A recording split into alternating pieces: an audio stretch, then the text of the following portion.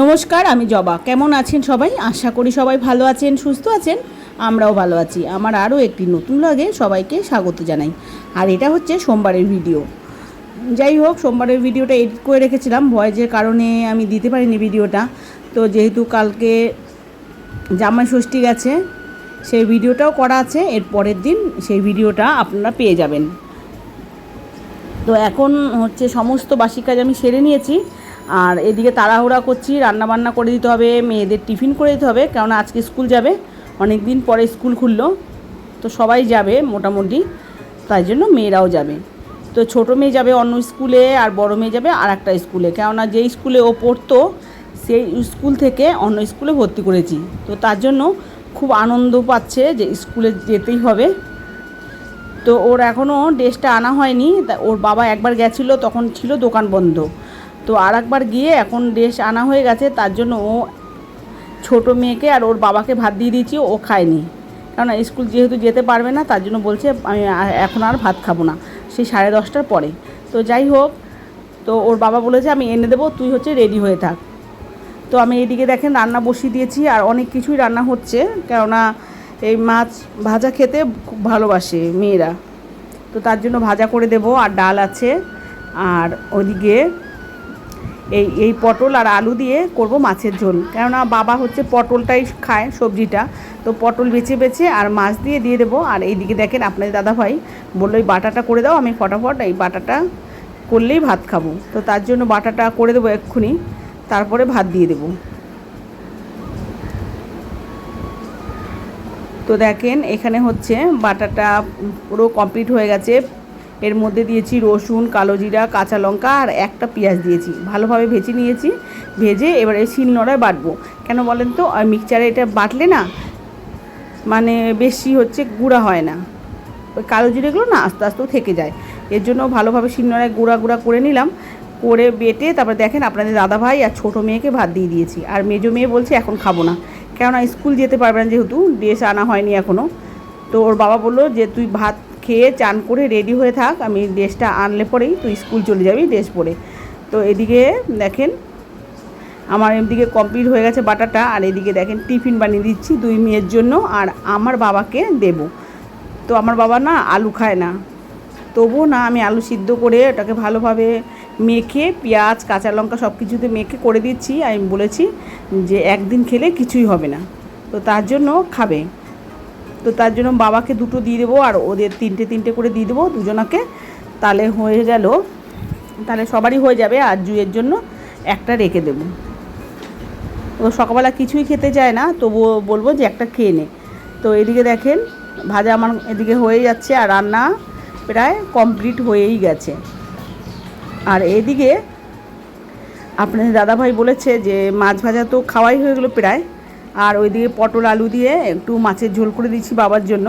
আর বাবা হচ্ছে জানেন আমার বাবা না বাংলাদেশের মানুষ, দুধ আর হচ্ছে মিষ্টি, তারপরে দই, পায়েস এইগুলো খেতে খুব ভালোবাসে।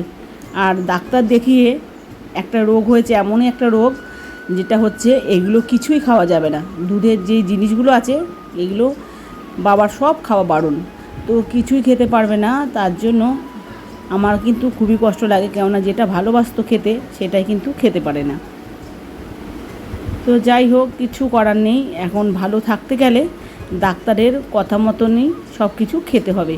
তো তার জন্য যেগুলো ডাক্তার বলেছে সেগুলোই কিন্তু, সেই খাবারগুলোই কিন্তু বাবাকে দেওয়া হয়। তো দুধের জিনিস কিছুই হয় না, তবুও মাসে একবার খায়, মিষ্টি কিংবা পায়েস একটু খায় মাসে একবার।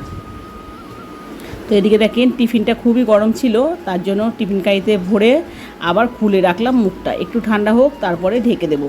কেননা আলুর পরোটা তো এটা গরম গরম খেলে বেশি ভালো লাগে, কিন্তু কিছু করার নেই। আর সেই এত তাড়াহুড়োর মধ্যে কি করে দেবো সেটাও ভাবতে পারিনি। এর জন্য ভাতের ভেতরেই আলু সিদ্ধটা ছিল, সেটা বের করে ভালোভাবে মেখে মশলা দিয়ে তারপরে এই যে আলুর পরোটা করে দিলাম। না হলে কিন্তু যে খুবই তাড়াতাড়ি একটা জিনিস করে ফেলবো সেটা কিন্তু মাথায় আসেনি, এটাই মাথায় এসেছিলো, এটাই করে দিলাম। তো এদিকে দেখেন, আর আজকে না অনেকগুলো বোতল লাগবে, তাই জন্য বোতলগুলো সব কটা ধুয়ে দিচ্ছি। তো এদিকে আরও 2টো বোতল ধুয়ে জল ভরে দিয়েছি। আর এই 2টো বোতল সেটাও ধুয়ে জল ভরে দেবো, কেননা 2 বোতল 3 বোতল করে নিয়ে যেতে বলেছি। কেন বলেন তো, ওরা আবার বাইরের জল অতটা খেতে পারে না, তো তার জন্য ভরে দিতে হবে। আমি বললাম যে অনেক জল খেতে হবে, এখন খুব গরম পড়েছে, তো জল যদি না খায় না তাহলে কিন্তু শরীর খুব অসুস্থ হয়ে যাবে, আর এদিকে পড়াশোনা তো দূরের কথা, কিছুই করতে পারবে না। তো তার জন্য 1 বোতল করে জল ভরে নিয়েছে, আমি আরও বোতল ধুয়ে দিলাম। এই বোতলগুলো নিয়ে যাবে, 2 বোতল করে জল নিতে বলেছি, কেননা সকালবেলা থেকে 10টার থেকে অন্তত 4:30 5টা পর্যন্ত স্কুলে থাকবে, তো অনেক ঘন্টা হয়ে যায়, এখানে 1 লিটার জলে কিছুই হবে না। তার জন্য আমি বললাম 2 লিটার করে জল নিয়ে যা, ওটা শেষ হলে ওটা খাবি। তো যাই হোক, দেখেন আমার মেয়ের খাওয়া হতে হতে ডিশ আনা হয়ে গেছে, এবার কিন্তু ও পড়েই চলে যাবে। আর কি বলেন তো, ও বলেছিল যে আনা যখন হয়নি থাক, আজকে স্কুলে যাব না। তো তার জন্য ওর বাবা কিন্তু দুবার গেল মার্কেটে, তো একবার গেল দোকান খোলেনি বলে, আর একবার গেল, তো এখন আনা হয়ে গেছে। তো যাই হোক, ওদের কিন্তু 9-10-এ শাড়ি ছিল, এর আগে ওদের স্কুলে শাড়ি পরেই যেতে হতো, চুড়িদার শুধু সপ্তাহে 1 দিন যেদিন খেলা হতো। তো তার জন্য এদিকে কিন্তু ভালোই হয়েছে, 1 ক্লাসে ভর্তি হয়ে 1 ক্লাস থেকে ওদের আর শাড়ি পরাতে হবে না, শুধু এই চুড়িদার পরেই চলে যাবে। তো তার জন্য আমি বলছিলাম যে খুব ভালো হয়েছে। তো আর 9-10-এ শাড়ি পরে যেতে হতো স্কুলে, আর এখন আর শাড়ি পরতে হবে না, চুড়িদার পরেই চলে যাবি। তো দেখেন জল টিফিন সব দিয়ে দিলাম, তারপরে ও স্কুলে চলে গেল।